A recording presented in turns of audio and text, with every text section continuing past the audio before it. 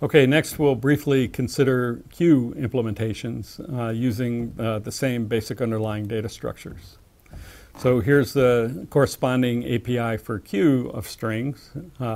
Actually, it's the same API as for stacks, just the names are different. Instead of push, we have enqueue. Instead of pop, we have dequeue. And the semantics is different. For enqueue, we add an item, say, at the end of the queue, and for dequeue, we remove an item from the beginning. It's as if you're waiting in line to buy a ticket. When you enqueue, you go at the end, and when the one that's been in there the longest is the one that comes off. So let's look at how we implement those, first using linked lists and then arrays. So now our representation of a queue with a linked list, we need to maintain two pointers, references, one to the first item in the list and the other to the last item in the list. When we insert, we're going to add the item at the end of the list instead of at the beginning, and when we remove, we'll do the same, we'll take it off the front. So here's the implementation of dequeue. It's identical to the code for pop for a stack. We save away the item, we delete the first node by advancing the reference, and then we return the item. So identical. To add a node, or enqueue, add a new node to a linked list, we want to put it at the end, so that'll be the last one returned. To add it at the end, so first thing we need to do is save a link to the last node. We're going to need that because we need to change its reference from null to point to the new node. Then we'll create a new node for the end of the list.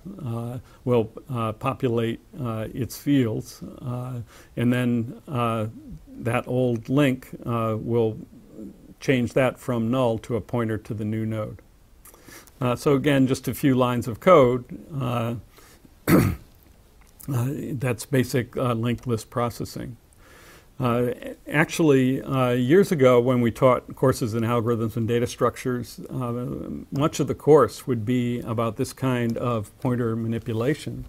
But nowadays, that's restricted to just a few implementations like stack and queue and a few other fundamental data structures.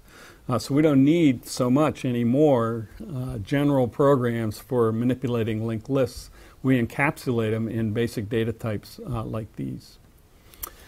All right, so let's go back to our full implementation. And this is just taking care of collecting the code from the previous slides, but also taking care of special cases when the queue is empty. To make sure that if the queue is empty after we remove an item, we have to set last to null. Make sure that both first and last always are what we want them to be.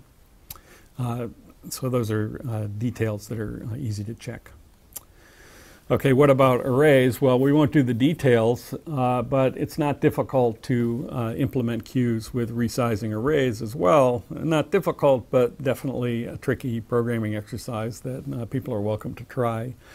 So we'll maintain two pointers, the first item in the queue and the tail, which is the position for the next item to appear. So for enqueue, you add a new item at tail, and for dequeue, you remove an item for head. And the trick is that once you get past the capacity, you have to reset back to 0. So that's a little extra code. And then you have to add the resizing capability as well to implement the data structure the same as for stack. And we'll leave that as an exercise.